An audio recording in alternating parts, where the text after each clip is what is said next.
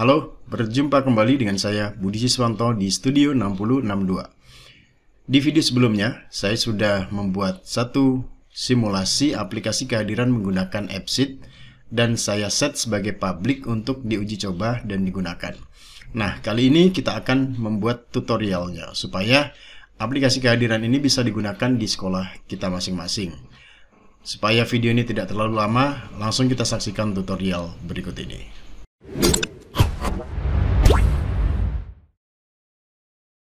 Baik, langsung saja kita mulai. Jadi, seperti yang bisa dilihat di belakang kita, sekarang saya sudah membuat satu Google Sheet, yaitu saya beri nama absensi siswa ya. Kemudian saya buka, dan tampilannya akan seperti ini. Jadi di bagian bawah, saya mempunyai dua sheet. Yang pertama adalah data, dan yang kedua adalah scan. Nah, yang data ini nanti digunakan untuk memasukkan database-nya. Jadi, ada berapapun jumlah siswa tidak terbatas bisa dimasukkan di sini. Cukup dengan NIS atau NISN atau ID ya, kemudian dengan namanya. Jadi kita akan jadikan ini sebagai sumber datanya. Dan kemudian di sheet berikutnya saya membuat scan. Scan ini adalah untuk hasil input data atau outputnya ya, ketika kita melakukan kehadiran siswa maka nanti datanya akan di sini. Namun di sini sedikit agak detail, jadi saya ambil sekali lagi nama dan NIS. Kemudian saya kasih tanggal dan waktu. Tidak saya gabung ya, jadi timestamp tapi tanggal sendiri, waktu sendiri, dan kemudian semester, tahun pelajaran, dan keterangan. Di bagian ini tentu saja bisa kita modifikasi, silahkan data yang akan dikelola seperti apa. Oke, jadi langsung saja setelah kita membuat template seperti ini, kita langsung masuk ke aplikasi AppSheet-nya. Baik, kemudian kita membuka new tab, dan di sini kita tulis AppSheet ya. AppSheet.com. Kemudian kita klik start for free. Nah, kalau kita belum punya akun AppSheet, nanti silahkan login dengan email yang mempunyai data ini ya. Langsung saja, karena saya sudah mempunyai, jadi langsung masuk ke sini. Nah, kita akan menggunakan start with your own data. Jadi data kita sendiri ya, tidak menggunakan ID orang lain ataupun template yang tersedia. Kita klik dari start with your own data, dan di sini kita kasih nama aplikasinya. Saya tulis absensi saja ya. Oke, dan kategorinya bebas sebenarnya, tapi di sini saya pilih productivity. Kemudian saya choose your data. Tapi supaya lebih mudah, saya copy dulu ininya, judul dari spreadsheetnya, supaya nanti mudah mencarinya. Choose your data. Kemudian di sini paste saja dan search supaya langsung dapat ya. Nah, ini absensi siswa dan saya select.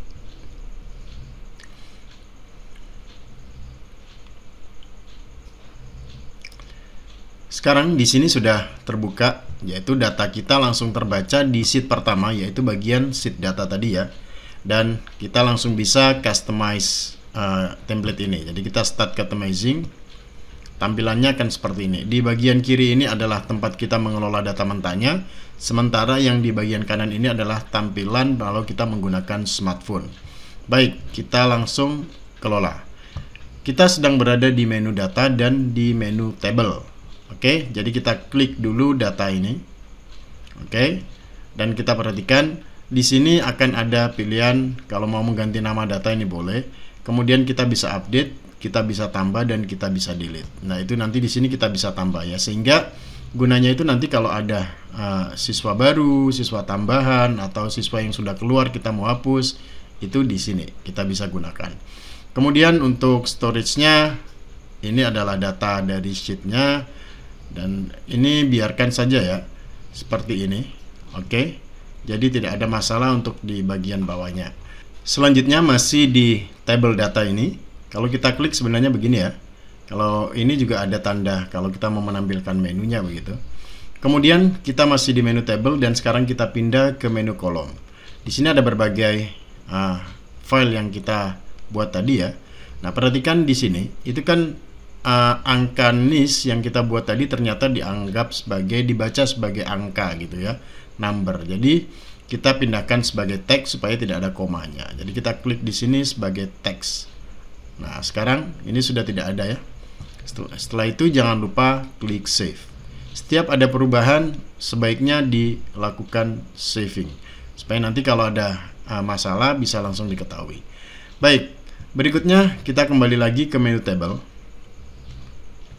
dan kita akan memasukkan sheet yang berikutnya, yaitu sheet scan. Bisa dilihat di sini ya, ini ada menu sheet scan. Nah, kita tambahkan set seperti ini. Dan begitu juga untuk update availability-nya, kita siapkan update, add, dan delete. Jadi kita biarkan seperti itu. Kemudian di bagian bawah ini juga sama ya, tidak ada yang perlu diubah. Jadi tetap seperti itu. Kemudian di kolomnya akan lebih banyak ya di bagian scan ini. Nah, karena ini kita mempunyai banyak row ya. Nah, disinilah yang akan kita kelola. Kita akan kelola. Cuma sekarang ini menu scan ini kan belum muncul di bagian aplikasinya. Nah, bagaimana cara memunculkannya? Kalau dulu di aplikasi yang sebelumnya diupdate itu akan otomatis muncul. Sebelum kita lanjutkan di kolom ini, kita pergi ke UX dulu ya. Kita di data, kita kembali ke UX dulu. Kemudian pilih menu New View. Nah, ini ya, New View. Nah, sekarang sudah muncul nih New View. Kita kasih nama scan. Oke. Dan selanjutnya sumber datanya itu bukan dari data ya, tetapi dari scan. Seperti itu. Selanjutnya kita berada di view-nya ini adalah chart. Jadi seperti ini. Saya sarankan untuk menggunakan table atau form. Nah, seperti ini ya. Dan ini langsung keluar ya, bahwasanya data yang ada di spreadsheet itu terbaca sebagai form langsung. Kemudian kita bisa memilih kalau ini default. Di bagian bawah itu kita bisa jadikan side by side seperti ini. Jadi ini dan begitu ya. Kalau default atau otomatis dia akan seperti ini. Saya pilih side by side. Kita turun lagi. Nah, kemudian jangan lupa, karena nanti supaya scan-nya itu lebih mudah, ketika habis scan langsung kembali ke aplikasi ini, di bagian menu scan, kita jadikan dia sebagai autosave. Oke. Dan selain autosave, kita juga menjadikan auto reopen. Jadi langsung membuka aplikasinya. Untuk tampilan view-nya saya biarkan dia otomatis. Oke. Jadi atau kita jadikan scan form tapi saya jadikan otomatis. Kemudian di bagian display-nya, display itu saya cancel ini. Display itu tampilan ini ya. Ini kan berbentuk carta gitu. Jadi kita bisa memilih dengan menulis scan di sini. Nah, ini ada QR code, ada scan, kita bisa ambil yang contohnya seperti ini ya, ikonnya gitu. Maka di sini akan berubah menjadi icon scan. Oke, kemudian di behavior saya biarkan dia seperti itu, documentation saya biarkan dia seperti itu. Nah, di sini ada menu-menu lain ya, seperti data form yang tadi kita sudah ini. Dan pastikan setelah selesai ini simpan.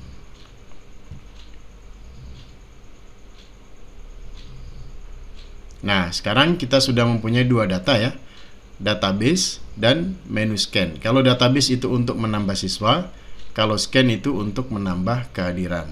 Tetapi ini masih berbentuk form. Nah, sekarang kita akan kelola nih. Inilah inti dari aplikasi ini. Sekali lagi kita kembali ke menu data. Oke. Dan sekarang kita kembali ke table, tapi kita masuk ke kolom.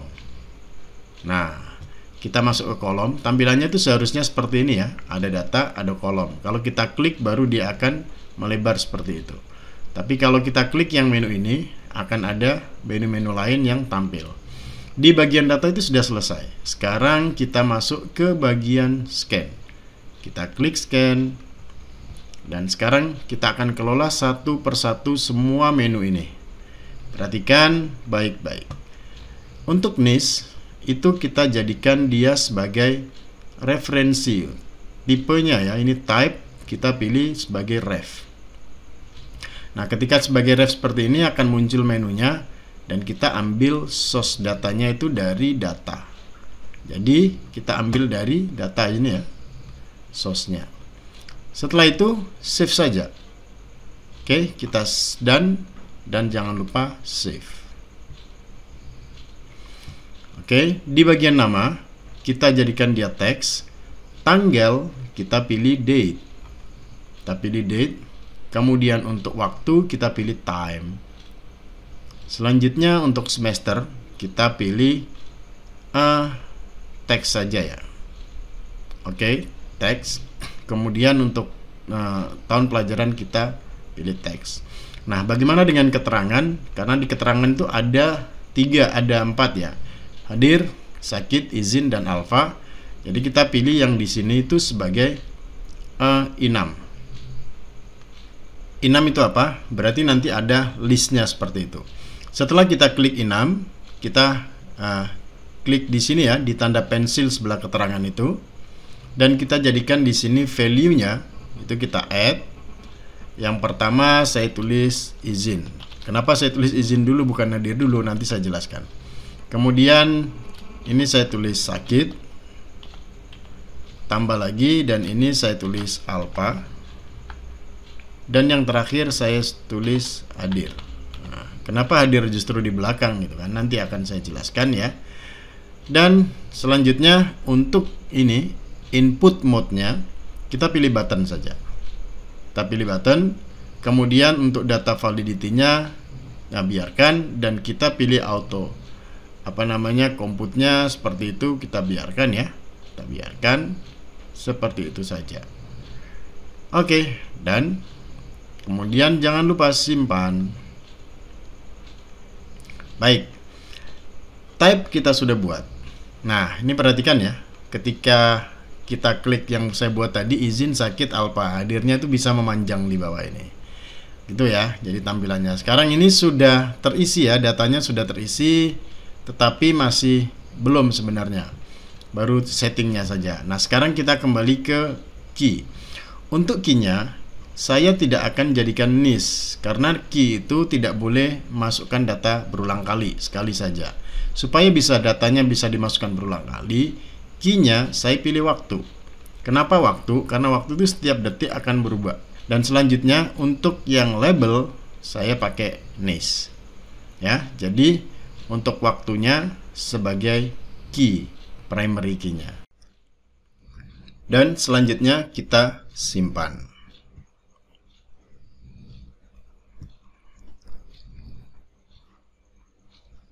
Oke, jika terjadi kesalahan, silakan dibaca nanti di bagian info. Supaya tidak terjadi, sebaiknya di require aja semuanya ya.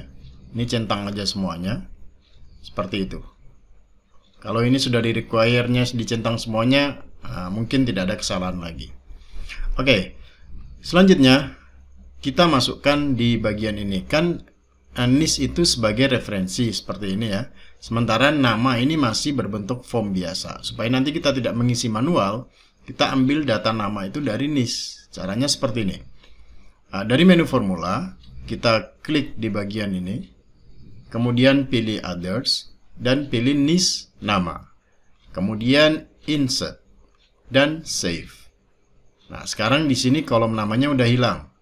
Nah, kalau kita save,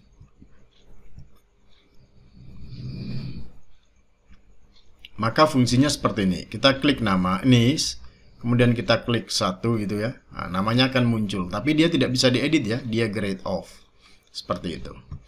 Baik, di bagian formula sudah selesai. Cuman satu saja yang kita setting. Oke, di bagian ini show, bisa ditampilkan semua, editable. Nah, editable ini penting. Seperti ini. Kalau ini kan tanggal ya. Saya tidak mau tanggalnya itu bisa diubah. Jadi saya buang centangnya. Nah, seperti itu. Atau kita tampilkan semuanya juga tidak apa-apa, seperti ini.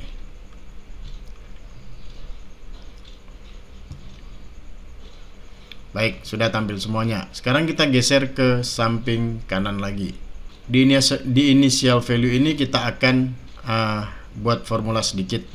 Tapi supaya muat ini saya sembunyikan dulu ya kolomnya ini. Oke, jadi tampilannya akan seperti ini. Oke, jadi di tanggal, kita mulai dari tanggal ya. Di bagian tanggal, initial value-nya kita pilih yang time, kemudian pilih yang today. Save. Untuk waktunya, kita klik lagi di sini, kemudian kita pilih yang now. Save. Dan untuk semester, oke, untuk semester kita klik di sini, tetapi kita pilih yang teks, ini teks, kemudian di text value-nya kita insert, tetapi kita buat langsung di sini genap gitu ya. Maksudnya ini semester genap ya. Simpan. Begitu juga dengan tahun pelajaran, kita klik di sini. Kemudian kita pilih yang teks dan pilih yang teks juga insert. Nah, kemudian di sini kita ganti 2021 garing 2022 seperti itu ya. Kemudian kita save. Di keterangan itu biarkan saja. Baik, sekarang kita simpan. Apakah ada error? Oke, cantik, tidak ada error. Sekarang kita lihat simulasi sebentar. Nah, ini kan kalau kita klik nih seperti ini, set. Nah, maka namanya keluar, tanggalnya keluar. Ini sudah terisi otomatis nih. Ini sudah terisi otomatis. Nah, kalau seandainya kita mau yang semester itu tidak bisa diubah, nah, kita tinggal yang bagian editable itu kita centang, kita buang centangnya supaya dia tidak bisa diedit. Kalau ini seaktifkan kan dia bisa diedit ya. Nah, kita buang centangnya seperti ini. Lalu kita lihat simpan dulu, apakah ada error atau tidak. Oke, tidak ada error berarti cakep. Nah, seperti itu. Dan ini bisa diedit apa enggak, kita bisa centang juga, tapi sebaiknya ditampilkan ya. Kita simpan. Baik, sampai sini aplikasi ini sebenarnya sudah bekerja. Kita coba, dan ini belum ada scan-nya ya. Jadi niche-nya masih berbentuk opsi pilihan dari drop down gitu. Kita coba. Nah, kita lihat bahwasanya data scan saya ini masih kosong ya. Nah, sekarang kita coba mengisi dari sini langsung aplikasinya. Niche, saya pilih niche 1. Nah, semuanya langsung terisi ya. Kemudian kita klik hadir gitu. Apakah aplikasinya itu langsung terbuka, langsung nyimpan dan terbuka kembali tanpa menekan tombol save ini. Kita klik hadir, set. Nah, udah kan? Dia langsung terbuka. Dan datanya pastikan masuk ke sini nih. Tunggu sebentar. Yuhu, masuk kan? Kita coba sekali lagi ya. Masih belum menggunakan scan. Nah, sekarang kita pilih yang nomor 2. Set. Nah, maka namanya siswa nomor 2 pada tanggal sekian, semester genap. Kita pilih izin contohnya. Klik, tidak perlu tekan save. Klik saja. Oke, sudah tersimpan dan kembali ke menu ini. Dan langsung masuk ke sini. Selanjutnya kita juga bisa melihat pada menu data. Tadi ini ya, data. Kalau kita klik siswa nomor 1, itu sudah ada sekali dia melakukan absen, hadir. Nah, ini keterangannya, jam berapa, tanggal berapa, semester berapa, begitu ya. Begitu juga dengan siswa nomor 2. Sudah ada juga detailnya. Sementara untuk siswa nomor 3 dan 4 masih kosong. Oke. Dan selain kita bisa menambahkan dengan cara manual tadi, sekarang kita saatnya menggantikan menu yang drop down ini menjadi scan, supaya kita bisa melakukan scanning di handphone kita. Caranya kita geser di bagian niche ini ya. Niche itu baris nomor 2, berarti kita geser. Perhatikan di sebelah sini. Ini kan search. Nah, search-nya ini kita off dan kita ganti dengan scan. Perhatikan di bagian sini. Salah, harusnya yang kedua ya. Simpan. Nah, sekarang ini sudah jadi scan ya. Tapi kalau kita klik tidak bisa, karena di komputer saya tidak ada alat scannernya dan belum disambungkan. Tapi kalau kita pilih di bagian kolom ini tetap akan ada ya, tetap akan ada seperti itu. Nah, intinya kalau aplikasi ini digunakan di handphone sudah berjalan, tapi kita belum membuat scan barcode-nya ya. Setelah ini kita akan buat barcode-nya. Secara teknisnya aplikasi ini sudah bisa digunakan. Sampai sini itu udah selesai sebenarnya. Sebenar-benarnya udah selesai. Nah, selebihnya itu nanti tinggal penambahan saja. Oke, contohnya ini seperti yang bisa dilihat di database, saya itu cuma mempunyai 5 siswa gitu ya. Kita bisa menambahkan dari sini kalau mau siswa 6 gitu. Ini kan ada siswa 6. Dan nanti kalau kita sinkron, kita refresh lagi aja. nanti itu aplikasinya ini akan membaca otomatis data dari spreadsheet itu, maka siswanya akan menjadi 6. Begitu juga dengan sebaliknya, kalau kita mau menambahkan siswa ini, dari sini kita cukup klik tambah, kemudian kita menambahkan siswa 7 gitu ya. Kalau kita simpan, maka datanya pun akan tertambah di bagian sini, siswa ke-7, seperti itu. Nah, ini udah keluar. Oke ya, jadi vice versa. Tetapi kalau kita mau off-kan data penambahan dari sini juga boleh, tidak masalah. Oke, sudah selesai aplikasi ini. Sekarang kita akan coba membuat QR code-nya. Untuk membuat QR code-nya, nanti silahkan copy saja rumusnya dari deskripsi pada video ini. Kalau format tabelnya itu sama, nanti akan secara otomatis terbaca. Oke, untuk membuat QR code kita letak di sini ya. Saya kembali ke menu data dan di bagian sini saya letakkan rumus ini saja. Nanti rumus ini silahkan di copy saja dari deskripsi dan enter. Maka dia akan secara otomatis membaca QR code. Dan ukuran QR code-nya seperti itu. Kita bisa besarkan ya supaya nanti kelihatan mudah untuk di-scan. Oke. Nah, bagaimana supaya QR code itu nanti bisa otomatis terbuat? Kita kecilkan sedikit. Kita tengahkan. Nah, seperti ini. Nah, QR code ini akan otomatis terbuat apabila ada penambahan data baru. Seperti itu. Contohnya di sini saya tarik nih. Ini kan 7 ya, saya tarik ke bawah itu siswa 8 gitu. Dia akan otomatis membuat QR code-nya. Begitu juga kalau kita menambahkan dari kolom data ini 8 ya, 9 berarti ya. Siswa 9. Seperti ini. Kalau saya simpan, data akan masuk di sini langsung membuat QR code sekaligus. Save dan datanya masuk ke sini. Begitu juga dengan QR code-nya akan terbuat secara otomatis. Jadi kita tidak perlu membuat satu persatu. Nah, QR code inilah nanti yang kita olah, kita print, kemudian diberikan ke setiap siswa. Sehingga siswa itu nanti kalau datang tinggal scan dengan handphone kita. Seperti itu. Oke, katakan aplikasi ini udah selesai. Apa yang harus kita lakukan sekarang adalah supaya aplikasi ini bisa digunakan oleh beberapa pihak. Jadi bukan hanya pemilik dari email ini.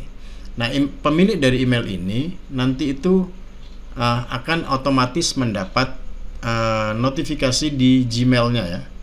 Di Gmail-nya bahwasanya ini aplikasinya udah dibuat. Seperti itu. Nah, dari email itu tinggal klik saja, nanti akan ada linknya dan install. Maka secara otomatis aplikasi itu bisa digunakan di Android dan iOS. Lalu bagaimana kalau seandainya kita mau menggunakan untuk beberapa guru sekaligus gitu ya. Nah, supaya bisa digunakan beberapa guru sekaligus, kita pilih ke menu security, kemudian kita pilih manage user, dan selanjutnya kita tambahkan siapa yang akan menggunakan email aplikasi ini dengan cara klik di sini nih plus, dan selanjutnya masukkan saja emailnya di sini. Untuk aplikasi ini yang versi gratis bisa digunakan sampai dengan 10 pengguna, artinya 10 Gmail boleh kita masukkan di sini. Sehingga 10 guru tersebut bisa langsung menggunakan secara bersamaan. Oke, seperti itu. Namun, kalau seandainya mau menjadikan aplikasi ini siapa saja bisa menggunakan, tidak perlu memasukkan email, maka nanti tinggal di bagian security tadi, ini kita off. Ya. Kemudian di bagian menu 2 ini, yes the data is public, kita on. Kemudian ini kita on dan kita simpan. Ketika kita simpan memang akan ada info bahwasanya ini tidak selamat gitu ya. Tetapi sebenarnya tidak terlalu bermasalah. Dan selanjutnya baru kita bisa share aplikasi ini dengan cara klik ini. Kemudian kita bisa copy sharing link. Nah, link itu bisa kita share kepada siapa saja guru yang mau menggunakan aplikasi ini. Ya, seperti itu. Jadi kalau mau save, kita matikan ini, kita nyalakan yang ini, kita share menggunakan alamat email siapa yang akan menggunakan aplikasi ini, dan kita save. Maka nanti semua guru yang kita masukkan emailnya juga akan mendapatkan link yang sama untuk menginstal aplikasinya di handphone mereka masing-masing dan bisa digunakan untuk melakukan absensi dari QR Code. Jadi itulah bagaimana cara kita membuat aplikasi kehadiran dengan AppSheet. Ya, ini saya sudah jelaskan dengan yang paling simple, step by stepnya. Mudah-mudahan bisa dipraktekkan. Jika ada pertanyaan ataupun hal-hal lain tentang video ini bisa ditanyakan langsung ya, karena di video sebelumnya terlalu banyak yang saya tidak bisa memberi jawaban karena adanya perubahan menu pada AppSheet itu sendiri. Justru video ini akan mudah-mudahan menjadi jawaban dari pertanyaan-pertanyaan pada video sebelumnya. Seperti itu. Nah, ada sedikit yang boleh saya singgung. Kalau seandainya ada perubahan data di bagian sheet ini, atau namanya kolom ya, di bagian kolom, tergantung dari kolom data atau kolom scan. Kalau seandainya di bagian kolom scan itu ada perubahan, maka nanti silakan klik regenerate structure.